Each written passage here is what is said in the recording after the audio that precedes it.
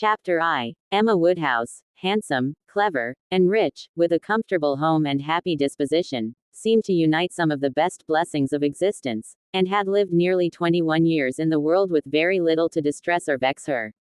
She was the youngest of the two daughters of a most affectionate, indulgent father, and had, in consequence of her sister's marriage, been mistress of his house from a very early period. Her mother had died too long ago for her to have more than an indistinct remembrance of her caresses, and her place had been supplied by an excellent woman as governess, who had fallen little short of a mother in affection. 16 years had Miss Taylor been in Mr. Woodhouse's family, less as a governess than a friend, very fond of both daughters, but particularly of Emma. Between them it was more the intimacy of sisters.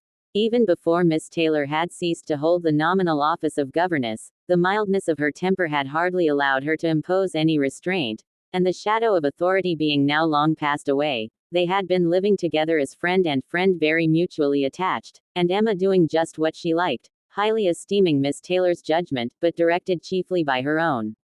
The real evils, indeed, of Emma's situation were the power of having rather too much her own way, and a disposition to think a little too well of herself. These were the disadvantages which threatened alloy to her many enjoyments. The danger, however, was at present so unperceived, that they did not by any means rank as misfortunes with her. Sorrow came, a gentle sorrow, but not at all in the shape of any disagreeable consciousness. Miss Taylor married. It was Miss Taylor's loss which first brought grief. It was on the wedding day of this beloved friend that Emma first sat in mournful thought of any continuance. The wedding over, and the bride people gone, her father and herself were left to dine together, with no prospect of a third to cheer a long evening. Her father composed himself to sleep after dinner, as usual, and she had then only to sit and think of what she had lost. The event had every promise of happiness for her friend. Mr. Weston was a man of unexceptionable character, easy fortune, suitable age, and pleasant manners, and there was some satisfaction in considering with what self-denying, generous friendship she had always wished and promoted the match, but it was a black morning's work for her. The want of Miss Taylor would be felt every hour of every day. She recalled her past kindness, the affection of 16 years, how she had taught and how she had played with her from 5 years old, how she had devoted all her powers to attach and amuse her in health, and how nursed her through the various illnesses of childhood.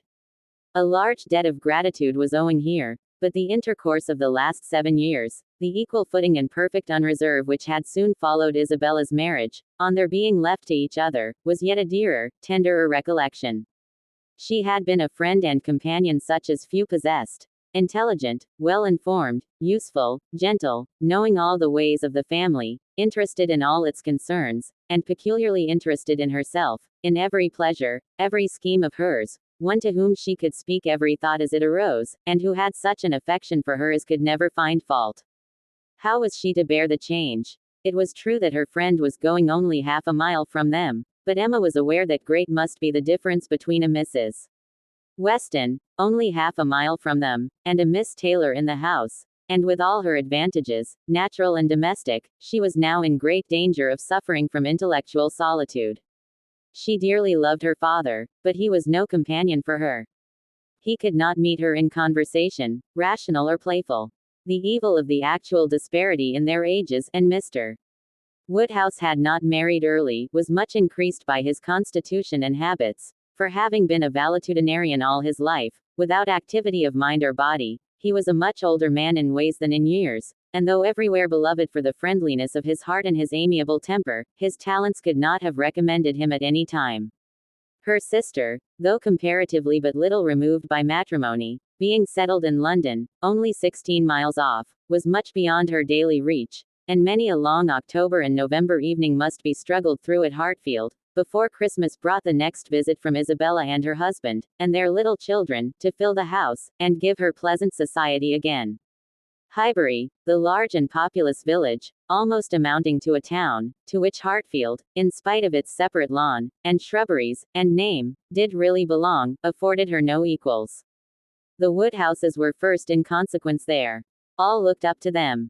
She had many acquaintance in the place, for her father was universally civil, but not one among them who could be accepted in lieu of Miss Taylor for even half a day. It was a melancholy change. and Emma could not but sigh over it, and wish for impossible things, till her father awoke, and made it necessary to be cheerful. His spirits required support. He was a nervous man, easily depressed, fond of everybody that he was used to, and hating to part with them, hating change of every kind.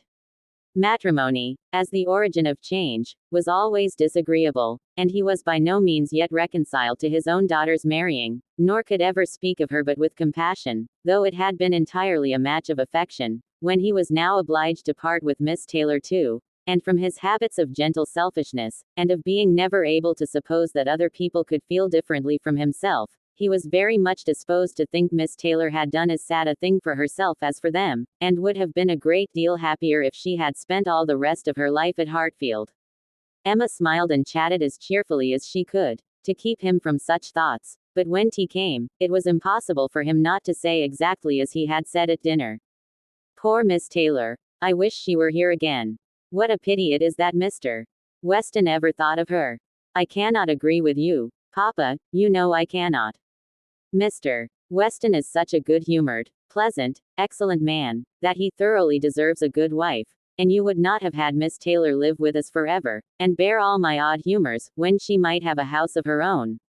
A house of her own, but where is the advantage of a house of her own? This is 3 times as large, and you have never any odd humors, my dear. How often we shall be going to see them, and they coming to see us, we shall be always meeting. We must begin, we must go and pay wedding visit very soon. My dear, how am I to get so far? Randalls is such a distance. I could not walk half so far.